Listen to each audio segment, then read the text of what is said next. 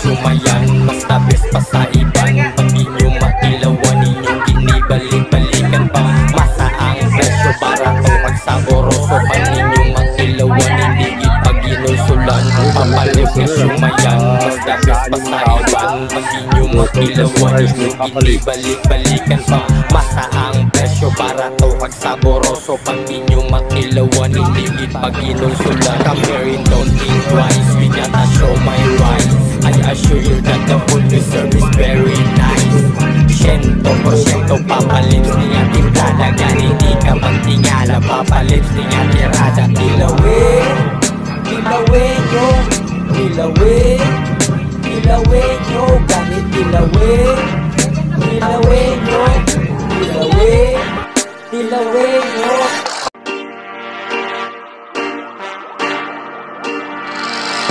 Papalit nga sumayan, mas tabis pa sa iban. Pag inyo mailawan, inyong ginibalik-balikan pa. Masa ang presyo, barato, kag saboroso. Pag inyo mailawan, hindi ipag-inulsulan. Ang papalit nga sumayan, mas tabis pa sa iban. Pag inyo mailawan, inyong ginibalik-balikan pa. Masa ang presyo, barato, kag saboroso. Pag inyo mailawan.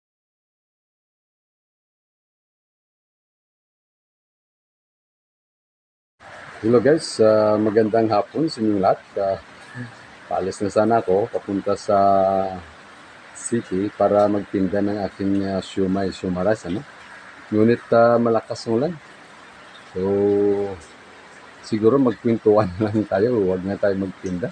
Kasi parang walang pag-asa, ang kapal ng ulap sa labas. At saka ito, pag umulan kasi, ang mga tao doon sa amin ay hindi pumupunta. Kasi wala silang masisilungan habang sila ay namimili. So, lugan negosyo na sa araw na ito, no? So, no choice tayo. Kwentuhan muna tayo. Kwentuhan ko kayo tungkol sa mansion na yan, no? Yung tinatawag ko yung stone mansion, no? Sa paligid ng mansion yan ay bato. Okay, so umpisa natin sa pinakadulo ng kwento nito. Nilagay ko doon sa title ko, Mababawi ko pa ba to? Mahabang istorya to at very thrilling na story to. Very exciting, ano? Makinig kayo at subaybayan itong kwento na to kasi marami kayong matutunan na leksyon dito tungkol sa kwento nito. Mahaba nito, idugtong-dugtong ko to. Dugtong ko to, siguro hanggang tumanda ko, hindi matapos doon.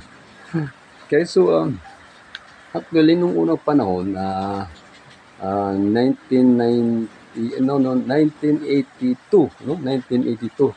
Siguro ilang taon ako nung 1982, 21 yata 21 years old. Mga ganun, ano? 21 to 22 years old. Ako ay naglalaro ng basketball doon sa isang Bible school.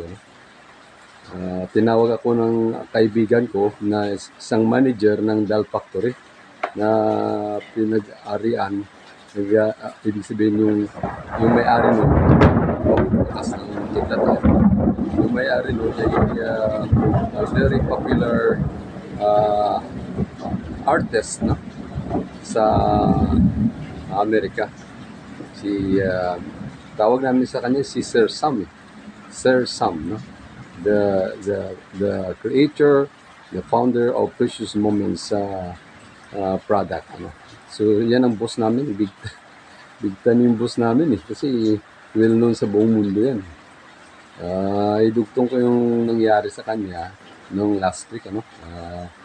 Siguro mapakinggan nyo rin yung kwento na yan. Okay? So, yun, ano? Tinawag ko at pinatawag ko, gusto daw ako kausapin ng boss niya na Amerikano. So, may appointment ako, sunod na raw, pupunta daw ako doon. So, to cut the story short, nagkwento kami doon, nag-usap kami tungkol sa personal ko, interview ako, at saka sunod na raw ay naging shellcraft worker. Lakas ng talaga tayo lumabas. magtinda dito. Nakatakot ano. So, sabi gusto mo ba magtrabaho sa Showcraft? Magpapatayo ako ng factory, Precious Moments product made of capricious. Sabi ko, okay boss. Kasi natigil ako ng pag-aaral nun eh. Hindi na ako nag-aaral nun kasi yung hardware ng aking tatay at nanay ay nasara. So, hindi na nila ako kaya na pag-aralin. Ano? So, to cut the story short again, no? Naging worker ako dun. So, walang katao-tao pa dun kasi ako lang eh. Pero yung doll factory, nandun na yun. Gumagawa kami ng Precious Moments rag doll tawag namin yan. At pinapadala yan sa Amerika. Maraming collectors ng Precious Moments yun eh.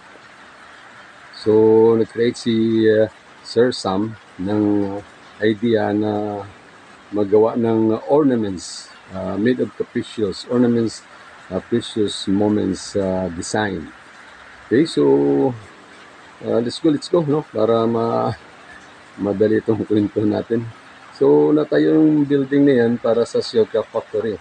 So, in short, nakita ng Amerikano, Sir Sam, na medyo masipag ako. Ginawa ko ng manager doon sa Shellcraft Department, no? Naging manager ako doon.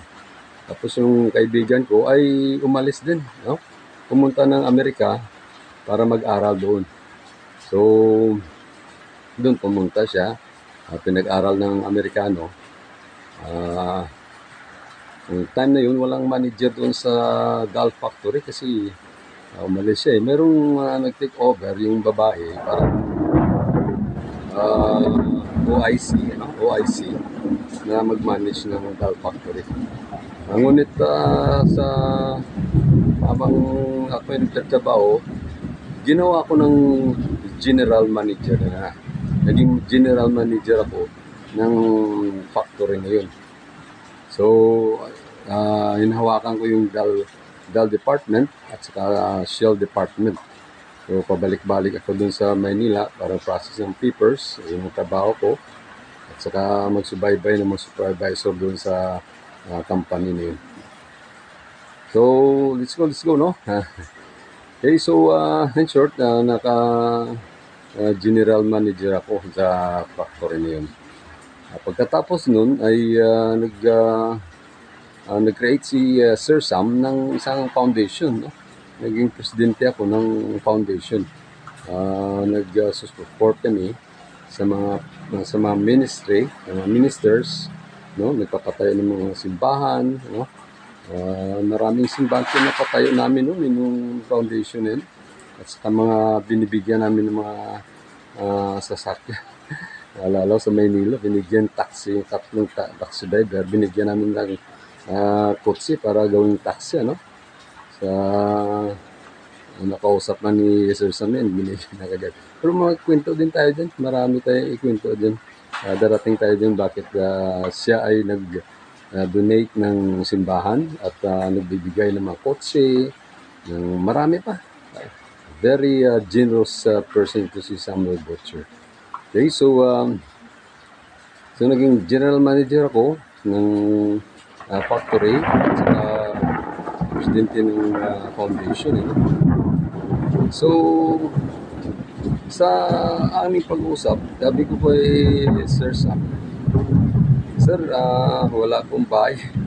Gusto ko mapagawa ng bahay ko. So, nag-usap kami at sinabi sa akin na lakas ng kulob So, ipagpatuloy muna natin ito kung anong sinabi ni Sir Sam nung time na yun, ano? Nung bit ko sa kanya na magpapatayo ako ng sariling bahay ko. Kwento natin susunod kasi yung lakas ng ulan, ng kulob dun. Itatago muna tayo. Okay? The next story, mga subscribers, mga viewers, abangan yun. Marami kayong matutunan dito sa kwento na to. Okay? God bless you and adios. Goodbye. God is always there. No? Wherever we go, wherever we do, nandiyan Panginoon at atin siya ay tatawagin palagi. Okay? Thank you and God bless you.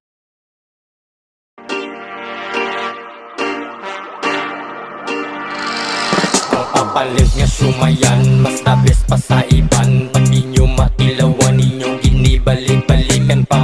Masa ang presyo, barato kag saboroso. Pag di nyo matilawan, hindi kita ginulsulan. Ang papalit nga sumayan, mas tabis pa sa iban. Pag di nyo matilawan, inyong